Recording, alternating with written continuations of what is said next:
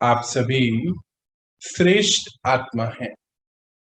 तो जितने भी श्रेष्ठ हैं, हर एक श्रेष्ठ चैतन्य शालिग्राम के मंदिर हैं, चैतन्य शक्ति के मंदिर हैं। ऐसे मंदिर समझते हुए इनको शुद्ध पवित्र बनाओ, सदा के लिए पवित्र बनाओ। अभी के पुरुषार्थ के समय परमाणु व विश्व के समस्त परिवर्तन के परमाणु इस समय कोई भी कर्म इंद्रिय द्वारा प्रकृति व विकारों के वशीभूत नहीं होना चाहिए। ये याद रखिए कि आप सभी चैतन्य शालिग्राम शक्ति मंदिर हैं। तो सदा इनको शुद्ध करने, पवित्र करने का पुरुषार्थ चलना चाहिए। बाबा ने आज हमें क्या बताया? शालिग्राम के मंदिर, इस शरीर को बताया कि इस शरीर में रहने वाली आत्मा, तो शरीर मंदिर हुआ। जैसे मंदिर होता है ना, जहाँ पे देवी देवता रहते, उनकी जड़ चित्र रहते हैं। तो बाबा ने उसको कंपेयर किया कि आप सभी शालिग्राम का पत्थर, मतलब क्या देखते हैं हम? ज्योतिष शिवलिंग को देखते हैं, पॉइंट ऑफ लाइट, बिंदु रूप, ज्योति के रूप में उनको दिखाया गया। वो पत्थर भी ऑल शेप का होता है, एक ज्योति रूप में। तो बाबा बता रहे कि आपके ये मंदिर, आपका ये शरीर जो है, शालिग्राम का चैतन्य शक्ति मंदिर है। इसको सदा शुद्ध पवित्र बनाओ। इस समय के पुरुषार्थ के प्रमाण और ये विश्व, समस्त विश्व के परिवर्तन का समय भी चल रहा है, इसके प्रमाण भी आप सभी कोई भी कर्म इंद्रियों द्वारा प्रकृति व विकार, कर्म इंद्रियों द्वारा प्रकृति के ऊपर या विकार के वशीभूत ना हो। हमेशा इस बात को याद रखें कि आप पवित्र आत्माएं हैं, श्रेष्ठ आत्माएं हैं और चैतन्य शालिग्राम। बाबा कहना चाहते हैं यहाँ पर कि अपने इस शरीर को मंदिर समझें, और मंदिर तो सदा शुद्ध रहता है, पवित्र रहता है और उसको शुद्ध रखा जाता है। अर्थात सारी ही कर्म इंद्रियां से जो भी कर्म करें वो शुद्ध हो, पवित्र हो, ऐसा कार्य हमें करना है। ना तो विकारों के वशीभूत आना है, ना किसी कर्म इंद्रिय के वशीभूत आकर हमें कोई भी ऐसा कार्य नहीं करना जिससे ये मंदिर की शुद्धता, पवित्रता कभी खराब हो। बहुत सुंदर बात बाबा ने आज हमें बताई। तो इस तरफ हमारा पुरुषार्थ रहे कि हमारी कर्म इंद्रियों से कोई भी ऐसा गलत कार्य ना हो, और इसके लिए हम सदा कार्यरत रहें और पुरुषार्थ में रहें। पुरुषार्थ का अर्थ ही है अटेंशन में रहना। तपस्या का अर्थ ही है कि सदा काल की अटेंशन रहे, हमसे कोई गलत कर्म ना हो, इस कर्म इंद्रियों द्वारा कोई भी गलत कर्म ना हो, ये बात हमें याद रहे। ऐसे हम रोज बाबा के एक एक मैसेज को पढ़ते और अपने आप की स्थिति को और मजबूत बना रहे हैं। चलिए, आज बहुत सुंदर बाबा ने हमें एक टॉपिक दिया बात करने के लिए, बहुत डिफरेंट भी है। और डिफरेंट क्या कि हमारे जीवन में रोज ही हम उसके से हमारा आमना सामना होता है। आज की ये जो बात है बहुत डिफरेंट है, क्योंकि हम पिछले कुछ दिनों से बाबा के गुणों को देख रहे हैं। है तो यूं, आज भी जो बात हम करने जा रहे हैं वो बाबा का गुण ही है, तो बिल्कुल अलग पॉइंट्स हैं उसके। बाबा ने आज हमें पुरुषार्थ के लिए एक लक्ष्य दिया कि बच्चे आप सदा प्रभाव मुक्त रहें। मैं आत्मा सभी प्रकार के प्रभाव से मुक्त। और उसमें कुछ पॉइंट्स दिए बाबा ने। कहते बच्चे पहले तो आप अपने ही प्रभाव से मुक्त रहें, अर्थात इस शरीर की प्रभाव से मुक्त। मतलब कि 3 प्रकार के बाबा ने यहाँ हमें बतलाए कि हमें पिछले 63 जन्मों में जितने भी हमारे अच्छे बुरे पाप कर्म हुए, वो 3 प्रकार के हमारे सामने इस जीवन में आते हैं जब हम पुरुषार्थ शुरू करते हैं। 3 तरीके से। एक तो आत्माओं के साथ, ये हम सभी जानते हैं, सुनते आ रहे हैं कई दिनों से। एक प्रकृति के साथ और एक हमारे मन के साथ। जैसे जैसे हम आगे बढ़ते रहते हैं, ड्रामा हमारे सामने हमारी स्थिति के हिसाब से कठिन से कठिन से कठिन पेपर लाता है। पहले का पेपर जो अब नया पेपर आना है उससे ज्यादा कठिन है, क्योंकि हमें इस ड्रामा के प्रभाव से भी मुक्त कराने आते हैं बाबा। सभी आत्माओं के हिसाब किताब से मुक्त, प्रकृति और मन, इक्वेशन अभी हम देखते हैं, ये तीनों के प्रभाव से मुक्त होना है। बाबा कहते हैं कि बच्चे शरीर के प्रभाव से भी मुक्त, जो हम आज आत्मा इस शरीर के द्वारा श्रृंगारती है अपने आप। हम अपने कपड़े, जेवर, इन चीजों का बड़ा देखते हैं, ध्यान रखते हैं, अर्थात किसी न किसी को प्रभाव में लाने के लिए ये कार्य करते, अपने आप को सजाते। आत्मा शरीर के द्वारा किसी को प्रभावित कर रही है। बाबा कहते ये जीवन आपका श्रेष्ठ है, ना तो किसी के प्रभाव में आना है और ना ही किसी को प्रभाव में लाना है। सभी प्रभाव से मुक्त हो जाना है। भगवत गीता में भी बहुत अच्छे तरीके से इसका वर्णन किया गया। बार बार अर्जुन को बोला गया कि अर्जुन, हे अर्जुन, आप सभी प्रभाव से मुक्त बने। इस हिसाब से मुक्त बने कि अपने शरीर के प्रभाव से भी मुक्त बने। अनेक प्रकार की व्याधियां, अनेक प्रकार की शरीर की जरूरतें शरीर आपको बतलाएगा और उसके प्रभाव से भी मुक्त हो जाएं। आप बंधन मुक्त आत्मा बने और ये जीवन श्रेष्ठ जीवन तभी बनेगा जब आप सभी प्रभाव से मुक्त हो जाएं। बाबा जब बोले कि बच्चे शरीर से भी मुक्त हो जाएं, तो बाबा ने बताया बच्चे कि शरीर विनाशी है, आत्मा का रहने का स्थान प्रकृति ये भी विनाशी है, ये भी परमानेंट नहीं है।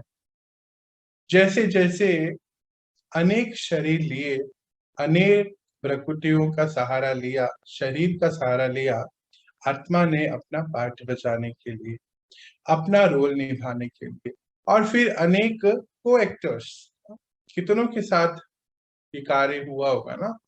अकेले तो नहीं होते हैं हम। शरीर लिया तो माता पिता जरूर होंगे, शरीर लिया तो फिर जीवन साथी जरूर होते, शरीर लिया तो जरूर ही हमारे संगी साथी भी होंगे, हो सकता है हमारे बच्चे भी होंगे। सभी प्रकार के जी शरीर लेते ही ये सारे ही रिश्ते नाते हमसे जुड़ जाते हैं, यानी कि हमारे को एक्टर्स। बाबा कहते हैं कि बच्चे आखिरी जन्म है, ये ड्रामा समाप्ति की ओर है और आखिरी जन्म में सभी हिसाब किताब चुकता करने हैं। जब आप बच्चों को आत्मा का, परमात्मा का, ड्रामा का ज्ञान जिस दिन मिल जाता है, उस दिन से ड्रामा आपके सामने अनेक प्रकार के पेपर लाता है, पर आप बच्चे स्वतंत्र हैं अपना निर्णय लेने के लिए। इस बारे में भी हमने बात करी है पहले। पर आप बच्चे स्वतंत्र हैं अपना निर्णय लेने के लिए। आपके सामने हमेशा दो राहें होती हैं।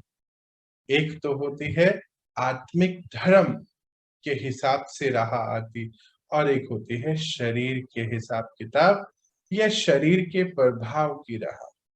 जैसे अगर कोई विकार वश हो जाते, काम क्रोध लोभ मोह अहंकार के वश हो जाते, तो अर्थात शरीर के प्रभाव में आ गए।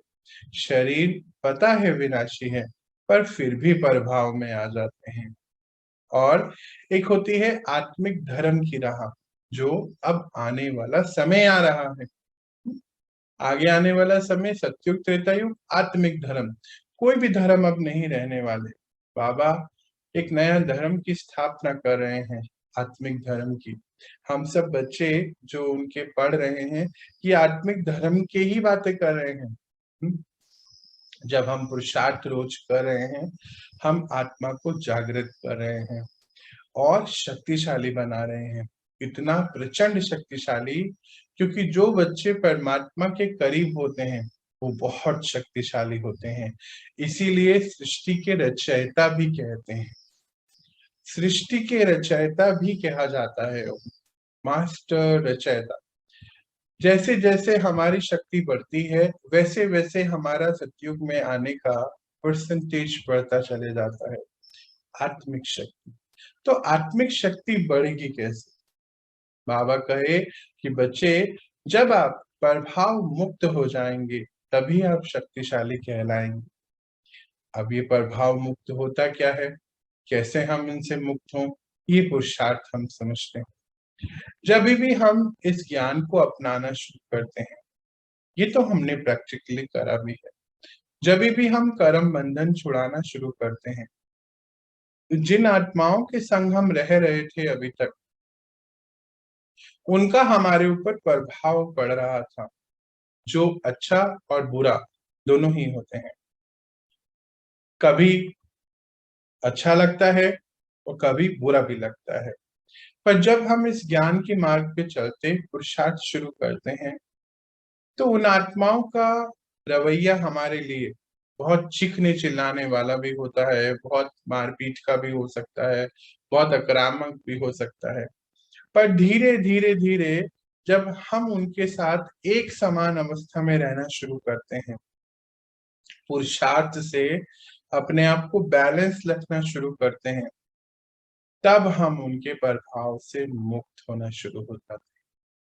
मतलब हमारा और उनका कर्म बंधन समाप्त हो रहा है, क्योंकि 63 जन्मों के सारे ही हिसाब किताब इस छोटे से जन्म में ही चुकतो करने हैं संगम के। तो हिसाब किताब भी बहुत आते हैं, राह चलते भी मिलते हैं, जिनको जानते भी नहीं वो भी आ जाते हैं। क्यों? क्योंकि हिसाब किताब चुकत हो रहे हैं। तो बाबा कहे कि हे बच्चे, आप अपना ध्यान बहुत अच्छी तरह रखें कि आप आत्मिक धर्म को स्थापित कर रहे हैं। तो आपका ध्यान बस आत्मिक धर्म की तरफ होना चाहिए। इतना प्रभाव मुक्त करिए, पुरुषार्थ इतना करिए प्रभाव मुक्त रहने का, कि शरीर का भी आपके ऊपर कोई प्रभाव न रहे।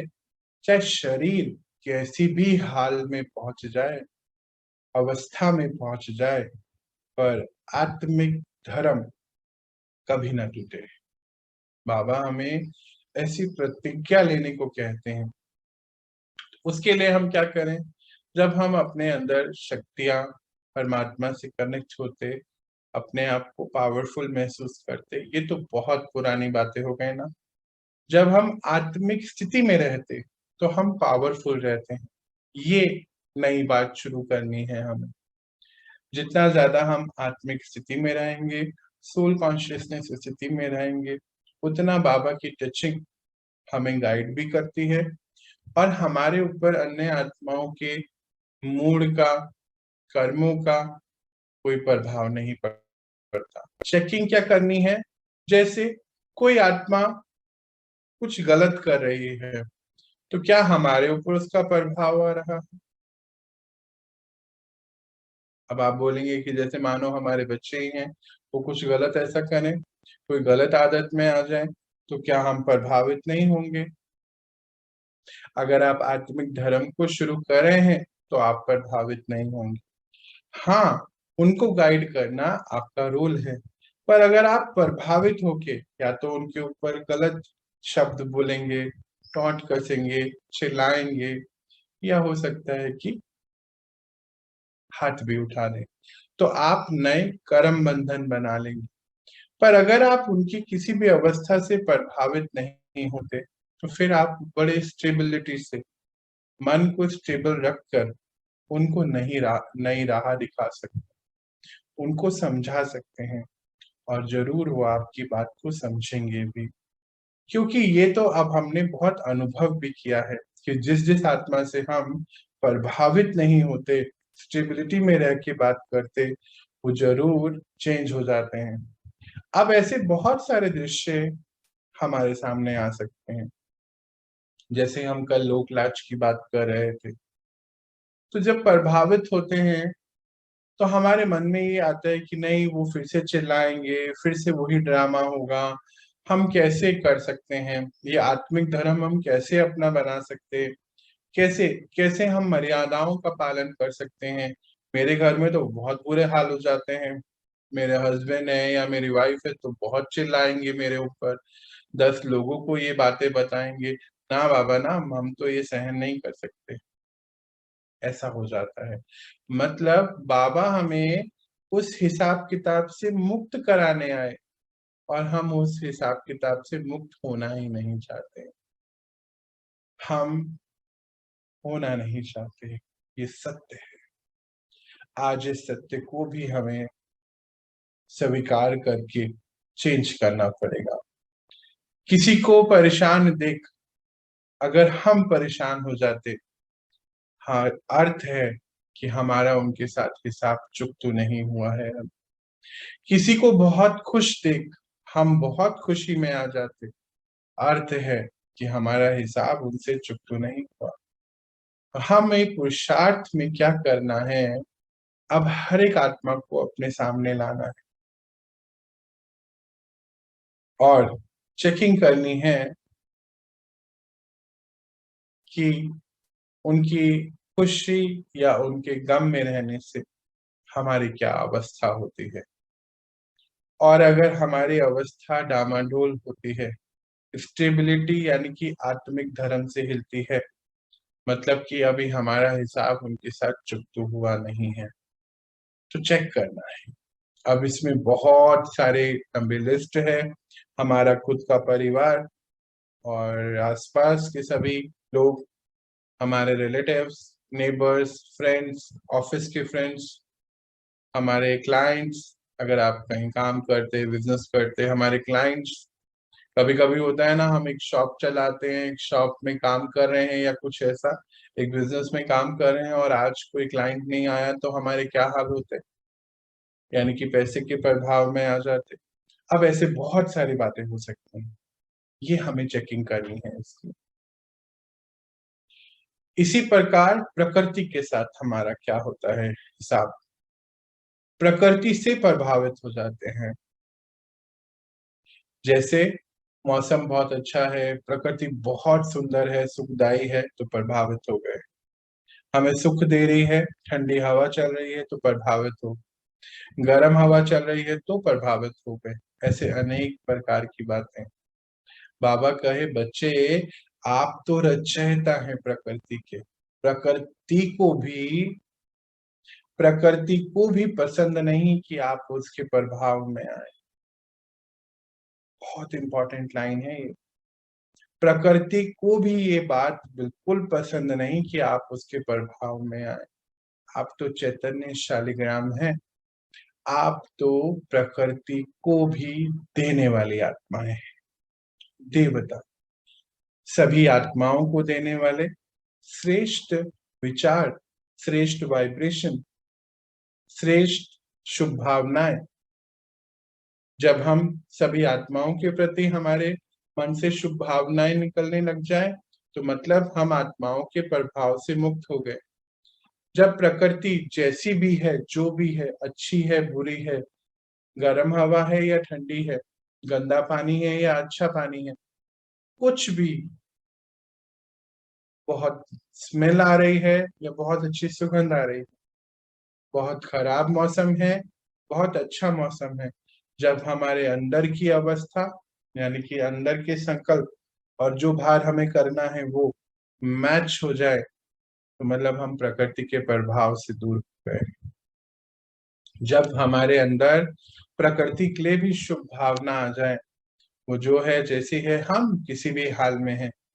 मान लीजिए बहुत बड़े घर में रहते थे, कुछ ऐसी अवस्थाएं आ गई कि एक कमरे में शिफ्ट हो जाना पड़ा, प्रकृति से हमें बहुत बड़ा घर भी मुहैया कराया गया था और फिर एक कमरे में भी रहना पड़ा, तो भी हमारे अंदर की अवस्था कैसी है, हम स्टेबल हैं कि नहीं, खुश हैं कि नहीं, या प्रभावित हो गए उससे।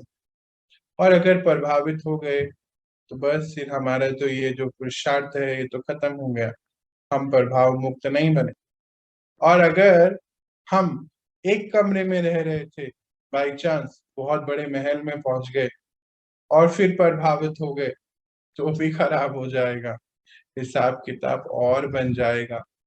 63 जन्मों में इस आत्मा ने बहुत शरीर लिए और छोड़े, तो अनेक प्रकार के आत्माओं के साथ, प्रकृति के साथ हिसाब है। चुकतू तो करने ही है। जो आत्माएं चुकतू करके जाती हैं वो बहुत शक्तिशाली हो जाती हैं, अंत तक पहुंचते पहुंचते जितनी शक्तिशाली होती हैं उतनी ही पावन पवित्र हो जाती हैं, जितनी पावन पवित्र होती हैं उतनी ही समय पर सत्युग त्रेता में अकॉर्डिंगली पवित्रता के अकॉर्डिंग खिंच के नीचे आ जाती हैं अपना पाठ बजाने के लिए, और उतने ही परमात्मा के भी करीब होती हैं। जो परमात्मा के करीब होते हैं वो परमात्मा जैसे उनके अंदर गुण भी आ जाते हैं, जो परमात्मा के कंपेनियन दोस्त बन जाते हैं, जो शक्तिशाली होते हैं वो ये कार्य कर सकते हैं। इसीलिए जब हम ये पुरुषार्थ शुरू करते हैं तो ड्रामा अनुसार हमारे सामने अनेक पेपर आते हैं। जैसे समय का पेपर बहुत आता है कि सोचा था आज हम पुरुषार्थ के लिए अपने लिए 1 घंटा निकालेंगे, पर समय हमें मिला ही नहीं। बोलते हैं ऐसे हमें उलझा देता है ना समय, अनेक चीजें आ जाती जो कभी नहीं आता घर पे वो आ जाता, कुछ टूट जाता फिर उसके चक्कर में हमारा समय लगता, कुछ ऐसी बात हो जाती, पुरुषार्थ के लिए समय नहीं मिलता। अर्थात पेपर है, हमें स्टेबिलिटी से उसको पार करना था, पर हम गलत गलत गलत विचार बना लेते हैं। ये हमारा तीसरा प्रभाव में आने की बात है, मन के प्रभाव में। मन के साथ हिसाब किताब है हमारे। अगर हमारा मन बाहर किसी भी परिस्थिति में स्टेबल है, शुभ भावना में है, पॉजिटिव संकल्प बना रहा है, कभी किसी के खिलाफ नेगेटिव नहीं, अपने लिए भी नेगेटिव नहीं और प्रकृति के लिए भी नेगेटिव नहीं, क्योंकि हम देने वाली आत्माएं हैं, ये याद रखना।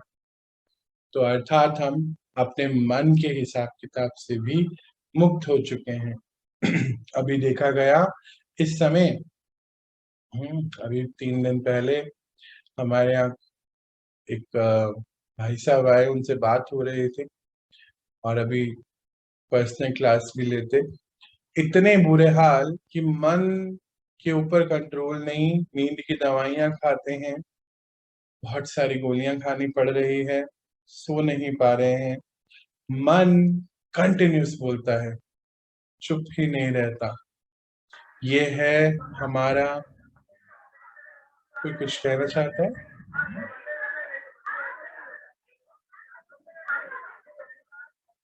किसी का माइक्रोफोन ऑन है?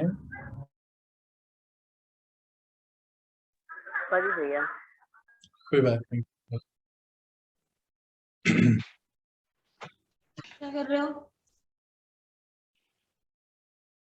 किसी का माइक्रोफोन ऑन हुआ, कुछ कहना चाहता? भैया जी जी जी। यहाँ पर भी आप नींद का बात बोले ना, तो यहाँ पर भी एक आत्मा है, वो मेरे को जब भी मिलती है बोलती है मेरे को नींद नहीं आती। तो मन बहुत चलता होगा। और पहले तो बहुत बोलती थी, अभी साल भर से देख रही हूँ बहुत कम बोलती है, धीरे भी चलती है। पहले तो घर का सारा काम भी करती थी। और मतलब उसके पास किसी चीज का कमी नहीं, अरबों का संपत्ति है, कोई कमी बोलने नहीं। के लिए। लेकिन बोलती है मेरे को नींद नहीं आती। अभी परसों भी मिली थी तो बोली मेरे को नींद नहीं आती।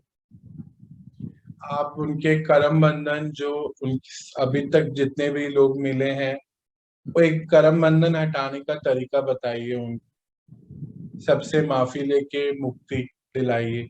तो देखिए शायद कुछ दिन के अंदर उनका सोना ठीक हो जाएगा। जब ये आत्मिक ज्ञान मिलना शुरू होगा, परमात्मा ज्ञान मिलेगा, और फिर कार्मिक अकाउंट फिनिश करेंगे, तो उनको नींद आनी शुरू हो जाएगी। सबसे पहले ये इफेक्ट उनका आएगा।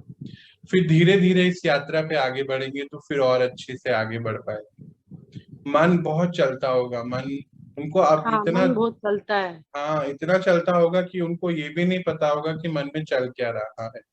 अब पहले तो बहुत ज्यादा बोलते थे, किसको क्या बोलना है उनको पता ही नहीं, फटाक से बोलते दिखती थी। अभी हम्म, बोलना तो कम कर दिया है, हम्म। लेकिन बोलती है नींद नहीं आती है। आप वो उनके साथ थोड़ी देर बैठिए, उनको ये आत्मिक ज्ञान बताइए, और जितने भी लाइफ में उनके रिश्ते हैं उनसे उनका कार्मिक बैलेंस फिनिश कराइए। और हो सकता है कि इस चक्कर में उन्होंने बहुत सारे लोगों की, देखो जो हम इतने ज्यादा बोल भी देते हैं ना, तो कितनों के जीवन में अशांति पैदा करते हैं। सोचिए अगर हमने कितनों के जीवन में अशांति पैदा करी, तो क्या हम शांत रह सकते हैं? तो उसकी चेकिंग करनी पड़ेगी। चेकिंग करके हम उसको माफी मांगकर हम सारे ही कार्मिक अकाउंट अपने ठीक कर सकते हैं और आगे बढ़ सकते हैं।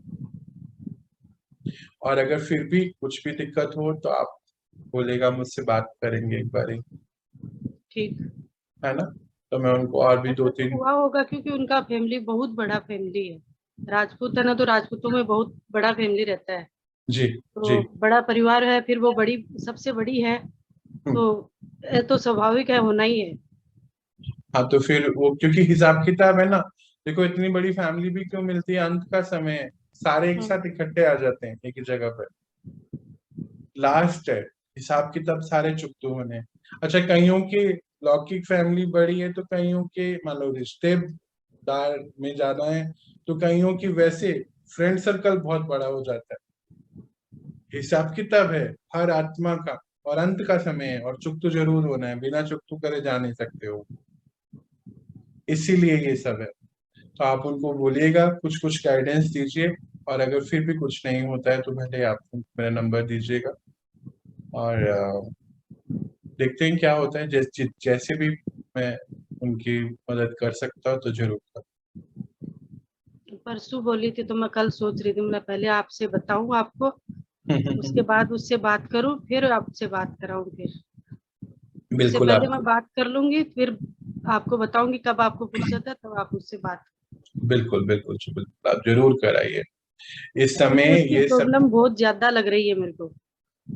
इस समय ये चीजें बहुत बढ़ रही हैं। नींद ना आना, पूरी अपनी बात ना रख पाना, घबरा जाना, ये सब प्रभाव में आकर हो रहा है। एक दूसरे के साथ हिसाब किताब बहुत ज्यादा है, इसीलिए होता है। जी। प्रकृति के साथ, मन के साथ, आत्माओं के साथ, तीनों ही हम लोगों, देखो कितने समय से लगे हैं, तो धीरे धीरे हम प्रभाव से दूर जाते जा रहे हैं ना।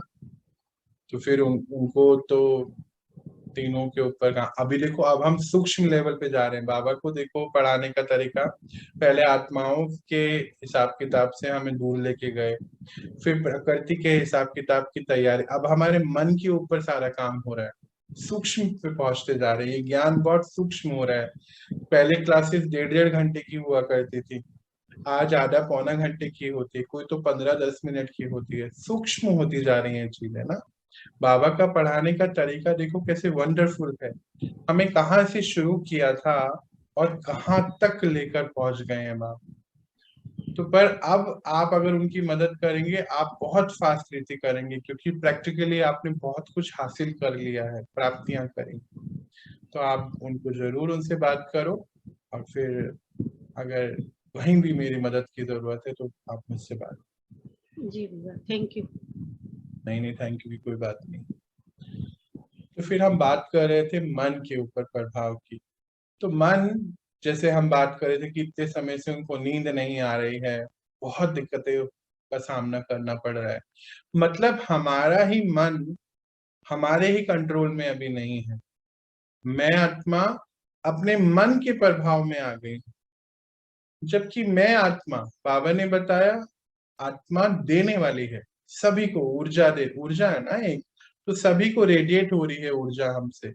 विश्व की सभी आत्माओं को शुभ भावनाओं की ऊर्जा, प्रकृति को पवित्र बनाने की शुभ भावनाओं की ऊर्जा, मन को सुमन बनाने की ऊर्जा रेडिएट हो रही है। पर क्योंकि आज हम प्रभाव में हैं, इसीलिए आगे नहीं बढ़ पाते। तो बाबा ने आज हमें जो पुरुषार्थ दिया कि बच्चे अपने आप को प्रभाव मुक्त बनाइए, चेक करिए, एक ही इक्वेशन तीनों जगह चेक हो जाएगी, हमारी एक ही है। बाहर कोई भी अवस्था हो, हम कितने स्टेबिलिटी में हैं आत्माओं के साथ, तो आत्माओं के प्रभाव से मुक्त हैं। शुभ भावना में हो, आत्मा कुछ भी आगे से कोई भी निंदा करे, मानो हमने पहले खूब सुख लिया जब तारीफ हो रही थी, तो फिर अंत का समय है तो निंदा भी बहुत होगी, वो भी सहन करना पड़ेगा। तो अगर हम निंदा में और कोई हमें बहुत ही तारीफ कर रहा है, बहुत ही हमारे लिए अच्छी बातें कह रहा है, और अगर हम उसके प्रभाव में आ जाते, तो फिर हमारा हिसाब किताब शुरू हो जाता। तो चेकिंग करनी है हमें सभी आत्माओं को सामने एक एक लाकर। फिर प्रकृति के प्रभाव का अर्थ ये है कि हमारे अंदर और बाहर सेम होना चाहिए। प्रकृति के लिए शुभ भावना, चाहे हम कोई छोटे घर में शिफ्ट हो जाए, चाहे हमारी सारी संपत्ति खत्म हो जाए, चाहे रुपया पैसा चले जाए, कुछ भी मीन्स कुछ भी, हमारे अंदर की स्थिति, आत्मिक स्थिति कितनी मजबूत है, ये सब एक पेपर है। जो जो आगे हम बढ़ते हैं, पेपर टफ होता चले जाता है। क्यों? क्योंकि हमें भी नहीं पता कि हम कितने शक्तिशाली है, इसलिए ड्रामा निमित्त बनता है हमें शक्तिशाली बनाने के लिए। इसीलिए सारे पेपर जो आते हैं वो एक के बाद एक हमें और मजबूत करने के लिए आते हैं। तो घबराना नहीं है, ये भी नहीं सोचना कि पता नहीं कैसे ज्ञान में आए हम, कि पहले तो बड़ा शांति थी, कोई पेपर नहीं थे, अब तो देखो रोज एक नया पेपर और टफ पेपर होता है। हाँ जी, ये बिल्कुल करेक्ट है कि टफ पेपर ड्रामा लाएगा, क्योंकि वो हमारे पिता जो आए हैं ना, वो आए इसीलिए, कोई हमारे वो घर बार सोना खरीद के देने के लिए नहीं आए, हमें हमारे पढ़ाई के मैथमेटिक्स के केमिस्ट्री के पेपर पास कराने नहीं आए, कोई हमारे हार्ट डिजीज और शुगर ठीक करने नहीं आए हुए हैं। वो आए हैं हमें सभी प्रभावों से, बंधनों से मुक्ति की अवस्था दिलाने के लिए आए। जीवन मुक्ति, जीवन में रहते हुए जीवन मुक्ति की अवस्था का अनुभव करना और लंबे समय तक अनुभवी बनना, ताकि फिर सतयुग और त्रेता युग, वहां पे तो जीवन मुक्ति की अवस्था होती है, सारे हिसाब किताब चुकतू करके ही आत्मा वहां पहुंचती है। इसीलिए बहुत कम लोग हैं, 9 लाख लोग से शुरुआत सतयुग की होती है, पूरा 1250 साल खत्म होते होते बस 2 करोड़ होते हैं। 2 करोड़ से त्रेता की शुरुआत होती, पूरे 1250 साल यानी कि पूरे 2500 साल खत्म होते होते 3300 करोड़ होते हैं बस। इसीलिए 800 करोड़ में से बस 33 करोड़, 800 करोड़ में से बस 9 लाख, 800 करोड़ में से बस 2 करोड़। देखो ना, कोई मतलब क्या बोलूं, जमीन आसमान नहीं, पता नहीं कितने आसमान हो गए, क्योंकि बहुत कम आत्माएं शक्तिशाली और मजबूत होती हैं जो इस बात को, ज्ञान को रट लेती हैं कि मुझे प्रभाव में नहीं आना, पेपर के प्रभाव में भी नहीं आना। ड्रामा का काम है पेपर लाना, और हमारा काम है, बाबा कहते, आप स्वतंत्र हैं चुनाव करने के लिए। और चुनाव क्या करना है? आत्मिक स्थिति, आत्मिक धर्म के हिसाब से जो सही है वो सही है। आत्मिक धर्म के हिसाब से जो सही है वो सही है, श्रीमत के हिसाब से जो सही है वो सही है। बाकी शरीर के विकारों के हिसाब से जो भी हम कर्म करें वो पाप कर्म बन जाएगा और फिर से हम उसमें उलझ जाएंगे। तो पुरुषार्थ हमारा, मुझे लगता है हम सभी को समझ आया। एक बार फिर मैं रिपीट करता कि सभी आत्माओं के साथ हमें चेकिंग करनी है, उनके सुख दुख भोगनाओं से हमारी मन की स्थिति क्या रहती है, उनके चिल्लाने से, उनके गुस्सा करने से, उनके तारीफ करने से, उनके प्यार करने से हमारे मन की स्थिति क्या होती है, हम कितने प्रभाव मुक्त बने हैं। क्या हम अपने आप को शरीर द्वारा बहुत श्रृंगार तो नहीं रहे हैं दूसरों को प्रभाव में लाने के लिए? तो प्रभाव में अपने ऊपर प्रभावित करना और किसी के ऊपर प्रभावित होना, दोनों ही हमारे जीवन में नहीं होने चाहिए। प्रकृति से हमें प्रभावित नहीं होना है। हम प्रकृति को भी देने वाली आत्माएं हैं, आत्माओं को भी देने वाले, प्रकृति को भी देने वाले। और मन मन हमें कभी भी प्रभावित ना करे। मन जैसे बोलता है, आज हमारा मन कर रहा है कि चलो हम घूमने जाते हैं, आज हमारा मन करता है चलिए हम पिक्चर देख के आते हैं, आज हमारा मन कर रहा है कि हमें कुछ पर्टिकुलर चीजें खानी चाहिए, आज हमारा मन कर रहा है कि चलो हमें कुछ तरीके के कपड़े पहनने चाहिए, ये कपड़े मुझे बहुत अच्छे लगते हैं, ये जगह तो मुझे बहुत अच्छी लगती है। मेरा मन तो कहता है कि हम गंगा किनारे घर ले लें, मेरा मन तो कहता है कि आज हमें समोसा खाने को मिल जाए, मेरा मन तो कह रहा है कि हमें बाहर जाना चाहिए, हमें आजादी चाहिए। क्यों हम ऐसे बंधे बैठे हैं, जेल में बैठ गए हैं? बाहर जाने का मन करता है, चार लोगों से बात करने का मन करता है। ये सब मन के प्रभाव हैं और बाबा हमें इन सभी प्रभाव से मुक्त कराने आया। तो फिर करेंगे क्या? प्रभाव से मुक्त होंगे, बस और क्या करना है। ये नॉलेज है। जब मन बोले कि नहीं मुझे तो जरा बाहर घूम के आना है, बोर हो रहा हूं मैं, तो मन को समझाना है कि हमारा ये पुरुषार्थ का समय है। बाबा कहते हैं हर सेकंड, हर घड़ी अंतिम घड़ी है, जितना पुरुषार्थ करेंगे उतना भी कम है। बच्चे, आपको तो बहुत अच्छी जगह 108 रत्नों में, 8 रत्नों में अपने आप को स्थापित करना है। तो हर सेकंड बहुत कीमती है। समय को बिल्कुल नष्ट नहीं करना है।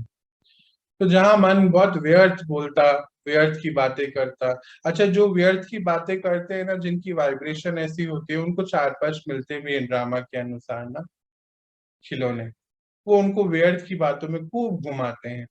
बड़ा ध्यान रखना है। अच्छा, उनको जो व्यर्थ की बातों की वाइब्रेशन में रहते हैं ना, प्रभाव में, उनको व्यर्थ के लोगों के फोन भी बहुत आते हैं, घंटे घंटे, इसकी बात उसको और उसकी बात इसको भी करते हैं। अपनी बातें सारी घर की बताते, फिर उनकी भी 4 बातें सुनते, फिर अपनी और उनकी मिक्स करके किसी और को सुनाते। कितना सुंदर कारोबार करते हैं। ये सब हमारे जीवन में नहीं होना चाहिए। हम योगी आत्माएं हैं। और सबसे बड़ी बात, हम परिवार के साथ रहते हैं। विश्व हमारा, हमारी रचना है। हमें बाबा ने यज्ञ भी दिया है, कल से शुरू किया है कि विश्व को परिवर्तित करना है। पहले यहाँ के, फिर यहाँ के और फिर यहाँ के। तो तीनों ही प्रभाव से प्रभाव मुक्त आत्मा बनना है। पेपर आएंगे, पेपर हमें और मजबूत बनाने के लिए आते हैं। और कल से ज्यादा बड़ा पेपर आएगा। बाबा तो कहते हैं बच्चे जिसके बारे में कभी सोचा भी नहीं होगा ना कि उनसे पेपर आ सकता, उनसे भी बहुत टफ पेपर आएगा। क्योंकि ये पेपर ड्रामा प्लान अनुसार लाया जा रहा है, आपको आगे बढ़ाने के लिए, आपकी शक्तियों की जांच करने के लिए। तो हारना नहीं है, अपनी हार के प्रभाव में भी नहीं आना और जीत के प्रभाव में भी नहीं आना। प्रभाव में ना बीमारी के आना है, ना किसी चीज के आना है। बस आज इतनी ही हमारी बात है। आप में से कोई कुछ पूछना चाहता है? समझ आया कि नहीं आया? सभी समझ पाए क्या पुरुषार्थ करना है? समझ आया। ठीक है, सभी को समझ आया भाई? हाँ हाँ भैया समझ में आया। जी भैया समझ में आया। ना किसी को प्रभाव में आना है, ना किसी को प्रभावित करना है। हमें आना है ना प्रभावित करना है। मंजू दीदी कुछ कहना चाहते हैं। दीदी आप शायद माइक्रोफोन कुछ दिखा। जी भैया, मैं कह रही थी कि हाँ समझ में आया। मतलब ये एक चीज थोड़ा कंफ्यूज कर रही थी कि जैसे खुशी में खुशी भी नहीं होनी है। हाँ जी, खुशी में खुश होने का अर्थ क्या है दीदी, कि अगर हम खुशी में खुश हो जाते तो यानी कि गम में फिर दुखी भी हो जाएंगे उनके दुख में। तो हमें स्टेबल रहना है आत्मिक स्थिति में। आत्मिक स्थिति में तो हम सदा खुश रहते हैं, सदा के लिए प्रसन्न रहते हैं, सदा के लिए आनंद में रहते हैं। वो वाली स्थिति पे पहुंचना है हमें। तो मतलब किसी का सुख और दुख के प्रभाव में हमें नहीं आना। हमें अपनी प्रसन्नता रेडिएट करनी है, अपना आनंद की स्थिति रेडिएट करनी है, ताकि अगर वो आत्मा अगर दुख में है तो वो खुश हो जाए। वो अपने दुख, हम उसके मतलब दुख को हम संभालें अपने अंदर। ये हमारी आत्मिक स्थिति होनी चाहिए, तो हम उसके प्रभाव से मुक्त हो जाए। जी ठीक है। अच्छा कि आपने बात पूछी। हाँ जी, और बताइए, और किसी का कोई सवाल, कोई बात जरूर से पूछनी है, क्योंकि कंफ्यूजन पुरुषार्थ में हमें कोई कंफ्यूजन नहीं होना चाहिए फिर।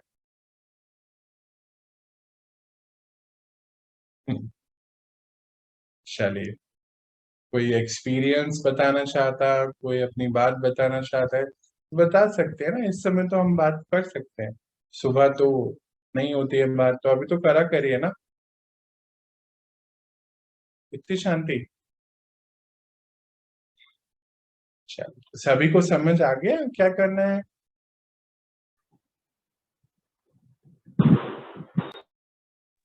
जी भैया, समझ में तो आ गया है, बस अब इसको प्रैक्टिकल में लाना है।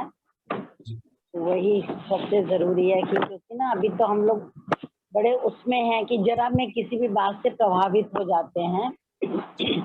तो अब उसको जब प्रैक्टिकल में लाएंगे तब वो पूरा सही हमारा हो पाएगा। बिल्कुल होगा दीदी, होगा। हम आज से इसके ऊपर पुरुषार्थ शुरू करेंगे तो बहुत जल्दी हम मुक्त हो जाएंगे। हाँ जी, और एक और माइक्रोफोन, रेणुका दीदी का माइक्रोफोन ऑन हुआ है। जी दीदी कुछ कहना चाहते हैं आप। हाँ जी भैया, मैं जैसे आपने बताया कि कोई परिस्थिति आती है, हमारा टाइम समय खराब हो जाता है तो हम परेशान हो जाते हैं। तो मैं उस पे थोड़ा सा कहना चाहती थी कि जैसे जब हम, ईश्वर ने हमें बताया कि सदैव सत्स्मरण में रहो, जब हम सत्स्मरण में रहते हैं तो फिर हमारा समय खराब हो ही नहीं सकता, एक सेकंड भी खराब नहीं जाता है। बिल्कुल बिल्कुल, वो हमारे लिए पेपर हाँ आता जी है, भैया, पेपर और के जैसे जैसे आता कि है। कोई, हाँ जी भैया, और उस समय क्या है, हमारे कोई नए संस्कार भी नहीं बनते हैं, क्योंकि हम जब हर कार्य उनकी याद में रहकर उनको कि करण ग्रहणहार तो वो है, निमित मात्र समझ कर करते हैं। तो और दूसरा जो चीज आई है परिस्थिति, क्योंकि वो हमारे पुराने जो संस्कार हैं, कर्म बंधन है, वो तो खत्म होने के लिए आएंगे ही, वो चीजें आती है तो उनका प्रभाव नहीं पड़ता फिर हमारे। बिल्कुल बिल्कुल, हमारे मन में हमेशा यही रहना चाहिए कि ये जो भी परिस्थिति आई है, बाबा जैसे कल ही बता रहे थे कि अगर ड्रामा में ये भी नून है कि बच्चे बर्तन मांजने पड़ेंगे कहीं पर, ऐसा हो सकता है, तो उसको एक्सेप्ट कर लीजिए और जरूर से मांजिए, ताकि उससे मुक्त हो जाएंगे। तो ये बहुत सुंदर बात बोली आपने कि अगर हम बाबा के साथ कनेक्ट होके योग योग की स्थिति में आके कोई भी कार्य कर रहे हैं, अपने विकारों के प्रभाव में नहीं आके बाबा के प्रभाव में रहकर कोई भी कार्य कर रहे हैं, तो हम उस परिस्थिति से अच्छे से क्रॉस करेंगे और जीवन मुक्ति की स्थिति में पहुंचेंगे। बहुत ही बढ़िया बात। और बताइए, और कोई कुछ बताना चाहता है, कोई बात।